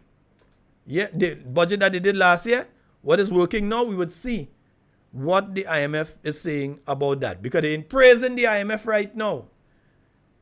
Because you see, a lot of the things that they are doing now, and understand that, whether it's Karine who run and put some hump going up in Marande that people passing now, imagine the hillside collapsing, so you have boulders coming down, but they put some humps for you to slow down in that area. So when rain falling, you're slowing down in the area that the boulders coming down. That is common sense, right? So they do that in Maran going up there, right? So they rush and do that because why? When they go to do their budget presentation, to answer to you, the people of Grenada, Carriacou, and Petit Martinique, they have nothing to say. So they have to rush to do something in a constituency now. So go and rush in the bill, bus shed, to be able to say, well, we built a bus shed in Mount Gay. Yeah, right. Yeah, you was building one. Go there now, nah. Go behind the fence. Go, you're big and you're bad. Use the MP. Go behind the fence, you go find out. Yeah? Or they want to be able to go and say, we've painted the whole of Grenada black and white. That reminds me of prison stripes. I hope some people know what colors they're using. Yeah? Because they might be wearing it one day. Yeah? Black and white all over the place. I don't have a problem. You want to paint black and white, go ahead. But you're painting at the side of the road black and white and then people going on in a pothole right in front of it. Yeah? What is your plan? What is your strategy to fix the roads? Because it has some kind of pothole. I don't know if somebody going around with a jackhammer in the night and dig up the road in different places. But when the rain fall, you realize that sort of thing taking place. Yeah? Some big holes here, there, and all over the place. Right? What is their plan for dealing with those? Because they used to make all kind of noise, and who used to take thing and go and take in video of pothole and all kind of thing. We ain't doing that. But who used to go and take video of pothole and all sort of thing and putting it up? They ain't taking no video of pothole right now, ain't it? They get quiet now. They ain't seeing those pothole that day.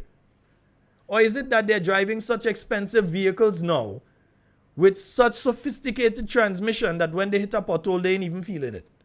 Because they get rich now. Yeah? But it is coming. They're about to increase their salaries again. The IMF ain't hear that because the IMF ain't meet with the people they should meet with to find out about these sort of things in the country. All right? 440-7377. That's 440-7377. This is not politics. Please don't forget. Yeah, time for a water break. Be a poet. Not qualified as yet, but have no fear. I'm gonna get there. I'm not in this world to live up to your expectation. Neither are you in to live up to mine. I don't owe no So you see, the unions now have gotten to the point where ministers don't even, because union leaders, they are trying to destroy the unions. They are trying to bust up and destroy the unions. If you all don't realize that what this government is doing, they don't like workers. They don't like unions. So they are doing everything possible to destroy the unions. So whether it's statutorize the Imani, so you take them out from under the ministry, or you put them under the NTA, the statutory body right now. Yeah, you're doing that. Statutorize as much departments as you can. Right? And get their friends the big work and them kind of thing. That's what they're doing. Yeah? That's what's taking place. There is a time for everything. And for everything there is a season. So man and man must reason. So I think it's prime time that we address some more issues. Simple information I will use. No rocket science to get you confused. So relax your mind. Make sure everything is fine while I take you down a poetic line. Because we can. If I show you all a picture, I wonder if you all could identify who the person is. I wonder if you all could identify. Let me see. I'll show you all a picture. And I want you all to help me identify who the individual in the picture is. Right? Nice. I wonder, boy, you're trying to get the picture proper, this thing. Hey, what do this thing here? Hey. Yeah, let me see. Yeah, all you could identify who in that picture there? Huh? You all could identify, oh gosh, what do this picture? Let me see if I could get the picture to thing. Yeah, let me see if I could get the picture to move a little bit. Nice. Yeah. You all could identify who is in that picture? You all think you know who that is? Because I wonder, I find the person look like the Minister of Finance, and that look like the middle of the workday, and that look like they're in some blast or something somewhere. But I know, I could be wrong. So I just want to know, is that the Minister of Finance? Is he out there gambling in the middle of the workday when he should have really be in the office? And there's the person that handling the money for Grenada that's out there gambling. So I just want to make sure, is that the Minister of Finance? I mean, the picture from the back, so you can't be sure. So that's why I'm asking the question. Yeah, I want to know if that's the Minister of Finance that was out there. Yeah, because you go back. Is that the Minister of Finance? Yeah? I want to know. I have another question to ask, There's another something that I saw. And let me see if I can pull this one up. Yeah, let me see if I can pull this one up. NNP more fame. Past administration, the cause of frustration. Past administration, chief of corruption. Then to economic recession, we can't give you attention. Economic recession, the cause of poverty in the land. Economic recession, no employment for the ordinary man. When you trick us with campaign promises, we won't stay at ease. That's the way it is. We've waited in vain, hoping you'll ease the strain, but you're not. Yeah, so I want to ask you all a question about this particular one. I want to ask some questions here in relation to this. I saw this being circulated, and it's being circulated by the St. David Parliamentary Office. So it's the Prime Minister's constituency office. And through his constituent, not through the government of Grenada, not through some ministry or the GIS or so, but through the St. David Parliamentary Office, he's circulating this, calling all skilled professionals. Of course, they put it in yellow with a yellow helmet and a yellow gloves, because they're signaling to you, if you does follow green or any other, don't come. So they make sure they put it with a yellow helmet and a yellow gloves, right? So I didn't realize that parliamentary offices, the constituency offices, I didn't realize that they're doing this kind of thing. So they're calling all skilled professionals and so on, and they put their number and the mobile number and different things like that. So in other words, you had to go. That's the same people that used to be talking about, oh, you had to go to a constituency office to get this and that and so on, and they was upset about it. Well, they're doing the same thing now. Yeah, remember some people was trying to contract certain things through the constituency office and run with it? Yeah. So right now they're calling all skilled professionals, man. But they make sure they put that in yellow. They're using a yellow helmet and they make sure they're using a yellow glove. So they're kind of telling you one time, if you're a fella like me who don't support them, don't come. You understand? Yeah. All of that is what taking place in our country at this point in time. Yeah, and some of us just supposed to stay quiet, isn't it? Yeah. Never mind, never mind.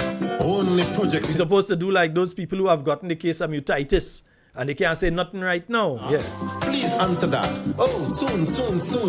Maybe by the next full moon. Although things are turning at a very slow pace, we now run no race. 5 years is a lot of space. It's just a few hungry people in a place and a few disgruntled grim people with their vexed face.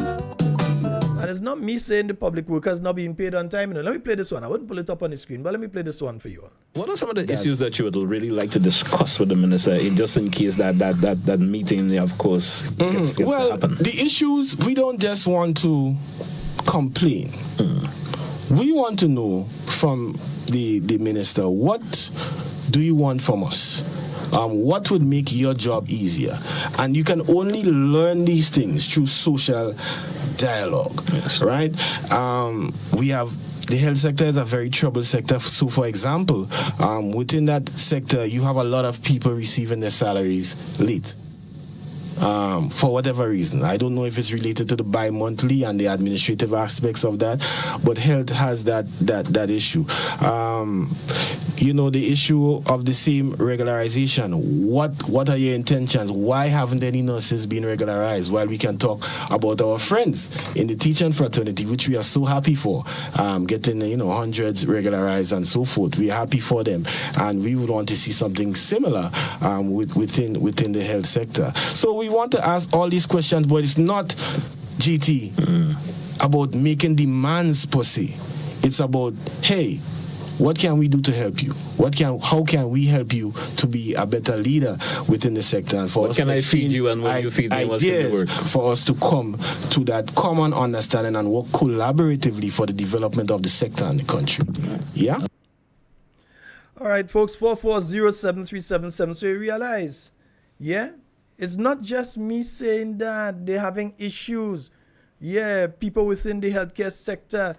Yeah, you're going to the accident and emergency and you're wondering if it's have anybody there.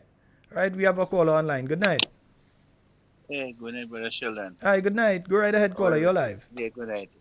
Hey, Brother Sheldon, I remember the election campaign, right? The Prime Minister used to say, Peter Martin, Carriacou, and Grenada. And when you do that, I mean, you put in Grenada, saying that Grenada going the wrong way, because I know it is Grenada, Carriacou, and Peter Martin. And Brother Sheldon, when you look at the trend of this government, what they are doing, they put in the cart to haul the horse. Right? And I will give some of the reason why I'm saying that. Because you have where the government taking away from the poor people to enrich the rich. One. Again, they making promise to people that they know that that will never come to happen. They two. Right? They traveling regular. They don't care about the people of Grand Carriacou and Peter Martinique. They only care about the pocket. So I consider the government as Cloud 9. They fly in the cloud, and that they care about. Enriching themselves, forgetting what the people of Grand Carriacou and Peter Martinique elect them to do. They were elected to govern the country, and the govern it the way all other government is to govern. Where our government before used to reach it and put things in place to help the less fortunate people of the country. But what is the government are doing? They are helping the friends up and up. I'm very sure when you check the government talk about the country going good, the economy is up and up. Very sure, ask myself a question. When you have a lot of business places closing down because things hard, people can't buy because the amount of people that they sent home, they're on the bread, they're home now, they can't buy. The business places go close down, and even the workers who are working now, and where the government going to put that that with a minimum wage, they raise it. Will the business people getting more money when less people working? No, you can't get more money when less people working. More people working in the country is better for the business. So automatically, business people go close down. The food stuff, everything gone up. Everything in a bad state in the country. No improvement, no development in the country for the poor class of people. Right? So how you see unemployment is down. Brother Sheldon, I do, but when they want to see up, just as what they say, like it will be up. The unemployment rate is up and up and up, up and up. Because you cannot have unemployment rate, the unemployment getting less and less when you send home people. When you employ more people and give them a job, right, and people work in, it's better for the country. The country will be money flowing, it's better for the country. But when you take away money from the poor class of people, and within every country, Brother Sheldon, the poor class people will be the majority. But the government, they see that the poor class of people like nobody. They see the friend and the relative and the brothers and sisters as greater than. They don't see the other poor class of people or greater community as people. They don't see them that. What they see, the pocket, full in the pocket. And also some of them, when they pocket, they apparently have two side pocket and two back pocket. I think the way they're going now, they might make it apparently have 6 pocket to fully pocket with money. While the greater people suffering and they catching the hell. Come Christmas, I don't know how some people enjoy Christmas. Even some who work in, what they might have to use. They might have to use cotton that they have 5 and 6 years to hang up in inside the house. But Sheldon, things is hard in the country. And always go people speaking, even the supporters speaking about what this government are doing, what the government is doing is nothing that to uplift people, to make their life better. What they are doing to making the life of Caribbean people, especially the less working people, life more miserable, more terrible. Brother Sheldon, have a blessed night. All right, good night. 440-7377. That's the number for you to call and get on to, let me see.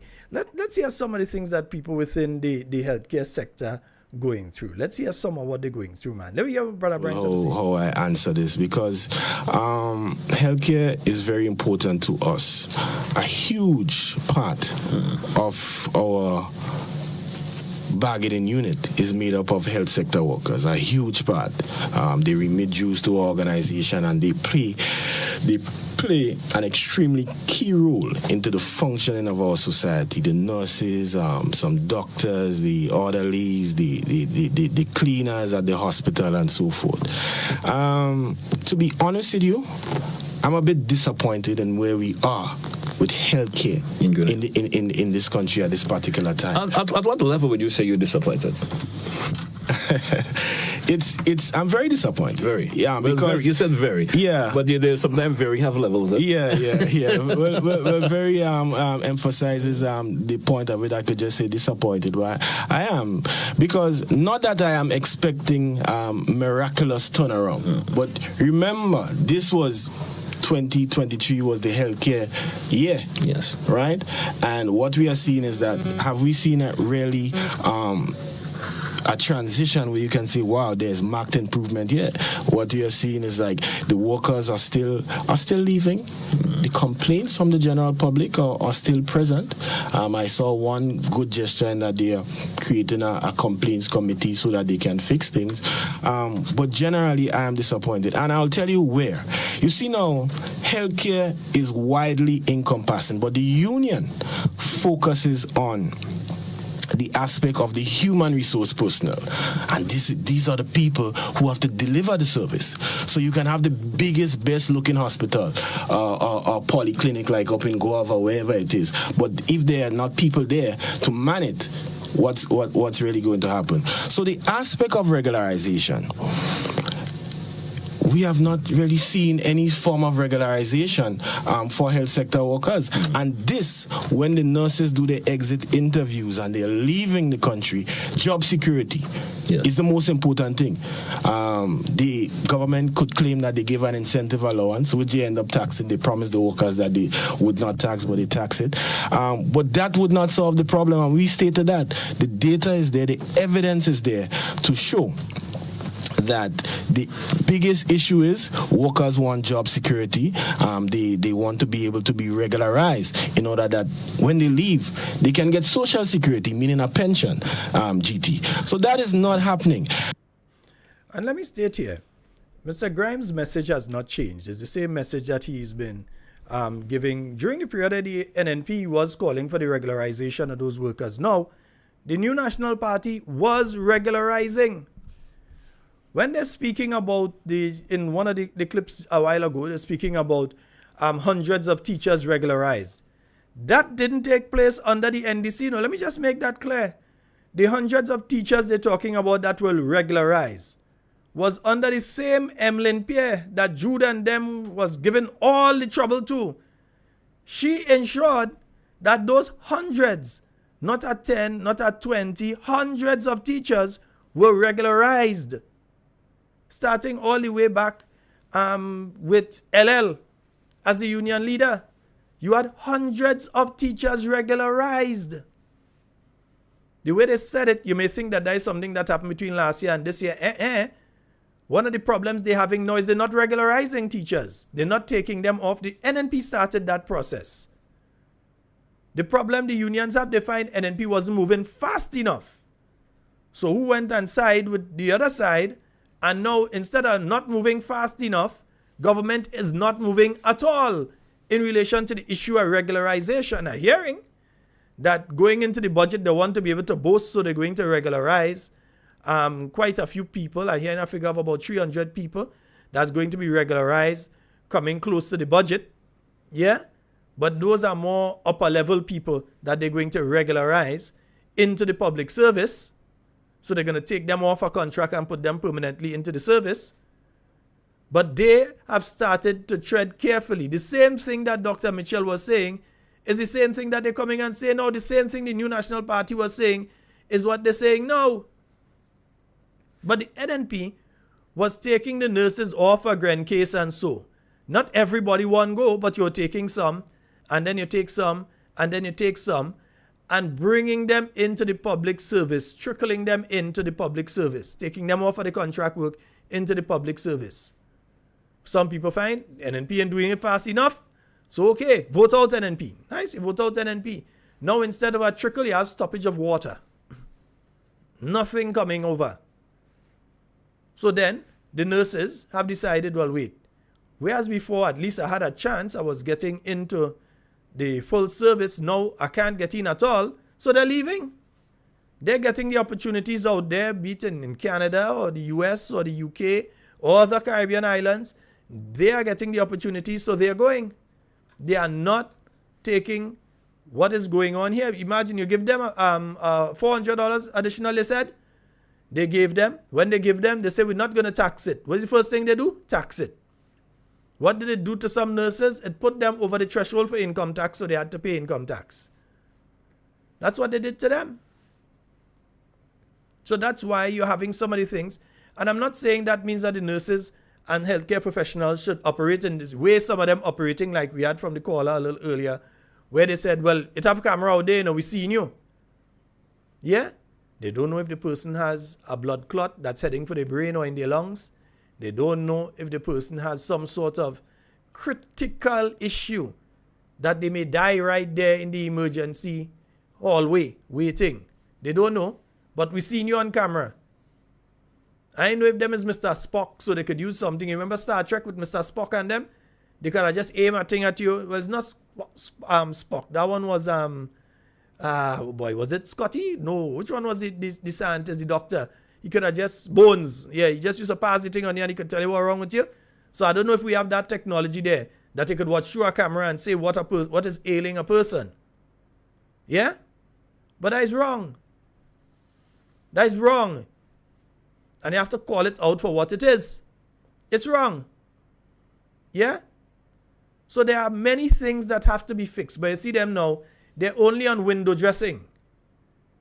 They don't care how good the meal tastes. The meal could be the worst, most bitter kind of meal. But they want it to look nice, to look presentable. So they're into the window dressing as budget day gets closer. Because they want to be able to dress up like peacock, go and stand up inside the parliament, and then go and say, well, we built a bus shed. Yeah, behind wire fence. We built a bus shed. Yeah? Or we doing X amount of feet of drain. When the National Party was doing drain and roads, we used to talk about drain and roads in miles. So people just talk, we're doing how much inches of drain. That kind of thing they're talking about. Folks, quickly before we run out of time, a reminder, this Saturday, yeah, we've got that meeting taking place up there in St. Mark. And Sunday, we head up to at Hero Square. And then on Sunday, we head to Guave, all right, in front of the Nutmeg Pool up there in Guave. So this Saturday, St. Mark. This Sunday, we're heading to the Nutmeg Pool in Guave.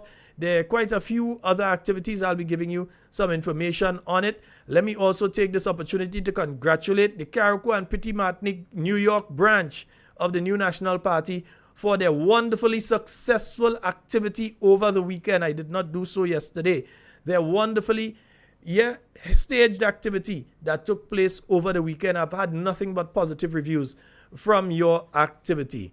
All right, folks, and as we close off, let me tell the IMF something. Because maybe if they had met with the opposition, they'd have find out that. When the government says that they've made $300 million, or the CBI program has brought in $300 million, understand that is not $300 million into the state of Grenada. It's $300 million under the program, and the vast majority of that, I dare say over 80% of that, goes to the developers who are developing the projects and so on around the island, not to the government of Grenada. It is a misstatement of the fact of what really is happening with the CBI program. So when you base your projections on your growth and so on, and your income as a nation, you base your CBI on CBI revenue, it is fallacious. It is wrong. Yeah? So they can't be basing it on that, knowing full well that that's not money coming into government coffers, but that is money going into those different projects. Yeah? Folks, that's all the time we have for Talking Points tonight. It's been wonderful being here with you. In everything you say and do it safe and secure. I want to be speaking to and with you, to all the callers. We'd like to thank you all very much for calling into the program tonight. And of course, we will be on tomorrow night from 8 p.m. Yes, we will. From 8 p.m. Those of you on 91.9, 91.5, you will not get us. But we will be online, so you can check us on YouTube and on Facebook. All right? So that's all the time we have for tonight. It's been wonderful being here. In everything you say and do it safe and secure. Want to be speaking to and with you. And definitely, we don't want to be speaking about you. I am out. Let the dollar come down to make the man on the ground. Him now screw face, him now and the front. Let the dollar come down to the unfortunate one. To beg no one, him not stretch no hands. Pockets are empty, the economy has plenty. Poverty is a shame and that's no game. The treasury in surplus, but the people in minus. Man a ball and hold them head cause them are counting red. Stuck with minimum wage, we now move to higher stage. Poverty is a crime, so who's doing the prison time? More the people procreate, less dollars circulate. So send down the guns high before it's too late. Let the dollar come down to make the man on the ground. Him now screw face, him now and the front. Let the dollar come down to the unfortunate one. To beg no one, him not stretch. So them say we were born poor, should live poor, and die poor. Nothing more. While the rich get rich, a tall fence, pitbull and cameras, desperate man still looks fi climb over. The system never truly cater for them in that strata. Though some days you may hand them $1. Check their standard of living, that's the real thing. Sustainability is the key. Let the dollar come down to make the man on the ground. Him now screw face, him now and the front. Let the dollar come down to the unfortunate one.